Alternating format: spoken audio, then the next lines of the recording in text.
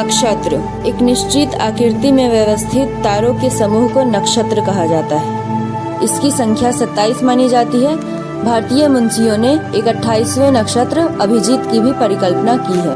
यह आकाश में पृथ्वी के चतुर्दिक स्थित होते हैं एवं रात में दिखाई पड़ते हैं। कुछ प्रमुख नक्षत्र का उदाहरण चित्रा, हस्त, विशाखा, श्रवण, धनिष्ठा, मघा, आद्रा, अनुराधा, रोहिणी इत्यादि। नक्षत्र दिवस 23 घंटे 56 मिनट का होता है। तारामंडल आकाश में कुछ तारे सुंदर आकृतियों के रूप में व्यवस्थित होते हैं। इन आकृतियों को तारामंडल कहते हैं। वर्तमान में तारामंडल में उनके आसपास के वातावरण को भी शामिल किया जाता है। इंटरनेशनल एस्ट्रोनॉमिकल यूनियन यानी IAU के अनुसार तारामंडल की संख्या 88 मानी गई है। ध्रुव तारा पोल स्टार उत्तरी ध्रुव पर स्थित तारे को ही ध्रुव तारा कहते हैं। यह आकाश में हमेशा एक ही स्थान पर रहता है। यह लिटिल बियर तारा समूह का ही सदस्य है।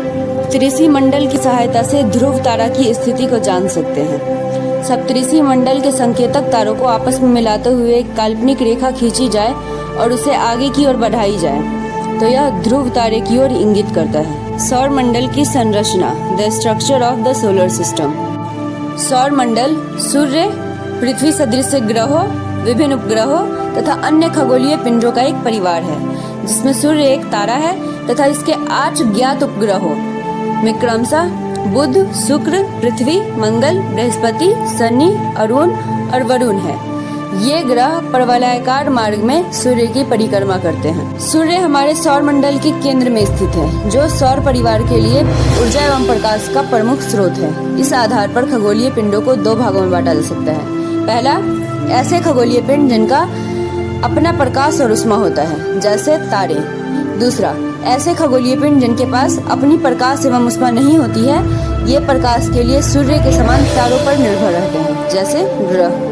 सूर्य एक मध्यम आयु का मध्यम तारा है। इसका व्यास लगभग 13.9 लाख किलोमीटर है। सूर्य की वर्तमान आयु लगभग 4.7 अरब वर्ष है। सूर्य के द्रव्यमान का 70.6% भाग हाइड्रोजन और 27.4% भाग हीलियम से बना है। सूर्य का प्रकाश पृथ्वी पर लगभग 8 मिनट में पहुंचता है। सूर्य अपने अक्ष पर पश्चिम से पूर्व की ओर घूमता है। सूर्य का अपना कोई चंद्रमा नहीं है, साथ ही सूर्य पर किसी छल्ले की विद्यमानता नहीं है। सूर्य की संरचना को 6 क्षेत्रों में वर्गीकृत किया जा सकता है। सबसे पहला केंद्र, दूसरा विकिरण क्षेत्र, तीसरा संवहनी क्षेत्र, चौथा प्रकाश मंडल, 5वां क्रोमोस्फीयर और लास्ट कोरोना। सूर्य के केंद्र का तापमान 15 मिलियन डिग्री सेल्सियस है, जो नाभिकीय संलयन के लिए अनुकूल है। सूर्य के केंद्र का तापमान बाह्य परत यानी प्रकाश मंडल से अधिक होता है। सूर्य का जो भाग हमें दिखता है उसे प्रकाश मंडल यानी फोटोस्फीयर कहते हैं। इसका तापमान 5500 डिग्री सेल्सियस होता है। प्रकाश मंडल में ही सौर कलंक पाए जाते हैं। क्रोमोस्फीयर का आरंभ प्रकाश मंडल की उस ऊपरी परत से होती है जहां ऋणात्मक हाइड्रोजन कम हो जाते हैं।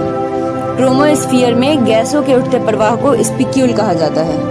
कभी कभी इस मंडल में तीव्र गहनता से प्रकाश उत्पन्न होता है, जिसे सौर ज्वाला यानी सोलर फ्लेयर की संज्ञा दी जाती है। क्रोमोस्फीयर और कोरोना के बीच 100 किलोमीटर की एक संकीर्ण पट्टी पाई जाती है, जहां तापमान अचानक से बढ़ता है। प्रकाश मंडल का बाहरी भाग, जो केवल सूर्य ग्रहण के समय दिखाई पड़ता है, क्रीट या कोरोना कहलाता है। फोटोस्फीयर यह एक गैसीय संरचना है जिसमें 90% हाइड्रोजन, 9% हीलियम तथा 1% भारी तत्व होते हैं। फोटोस्फीयर सूर्य की सबसे बाहरी प्रकाशित सतह को कहा जाता है। यहाँ फोटोन की अधिकता पाई जाती है। फोटोस्फीयर की सतह समान मोटाई वाली न होकर असमान है, जिसमें अनगिनत छोटे छोटे प्रकाशित कण होते हैं। इन्हें ग्रैनुल कहा जाता है। फोटोस्फीयर में ठंडे एवं काले धब्बों को सौर कलंक या सौर धब्बा कहते हैं तथा गर्म एवं प्रकाशित भाग को फैकुला कहा जाता है। सौर कलंक की सबसे पहले खोज गैलीलियो ने की थी। नासा के अनुसार सौर कलंक की खोज को लेकर गैलीलियो और थॉमस हैरियट के नाम में अभी भी मतभेद बने हुए हैं। प्रकाश मंडल में पाए जाने वाले सौर कलंक में काले केंद्र को अम्बरा कहते हैं तथा इसके चारों ओर हल्के रंग का क्षेत्र होता है, जिसे पेनुम्ब्रा कहते हैं। संपूर्ण सौर तंत्र से होकर प्रवाहित होने वाली पवन को सौर पवन या सोलर वाइंड कहते हैं। ग्रह प्लैनेट अंतर्राष्ट्रीय खगोलीय संघ IAU ने वर्ष 2006 में ग्रह की नई परिभाषा दी, जिसके अनुसार ग्रह उन्हीं आकाशीय पिंडों को माना जाएगा जो पहला, अपनी एक निश्चित कक्षा में सूर्य की परिक्रमा करता हो। दूसरा, ऐसे खगोलीय पिंड जो अपनी गुरुत्वाकर्षण शक्ति से अपनी कक्षा के आसपास अवस्थित अन्य पिंडों जैसे उल्का पिंड, क्षुद्र ग्रह, धूमकेतु इत्यादि को या तो खुद में समाहित कर ले या कक्षा से पूर्णतः बाहर कर दे, या फिर कुछ उनमें से चंद्रमा बन जाए। तीसरा, ऐसे खगोलीय पिंड जिनमें पर्याप्त द्रव्यमान हो ताकि वो अपनी गुरुत्वाकर्षण शक्ति के माध्यम से अपने लगभग गोलाकार स्वरूप को संतुलित रख सके। ग्रहों के पास अपना कोई प्रकाश या ऊष्मा नहीं होती, ये सूर्य से ही अपना प्रकाश एवं ऊष्मा प्राप्त करते हैं। ग्रहों का अपनी कक्षा पर घूमना घूर्णन या परिभ्रमण या रोटेशन कहलाता है, जबकि उनका सूर्य के चारों तरफ चक्कर लगाना परिक्रमण या रिवोल्यूशन कहलाता है।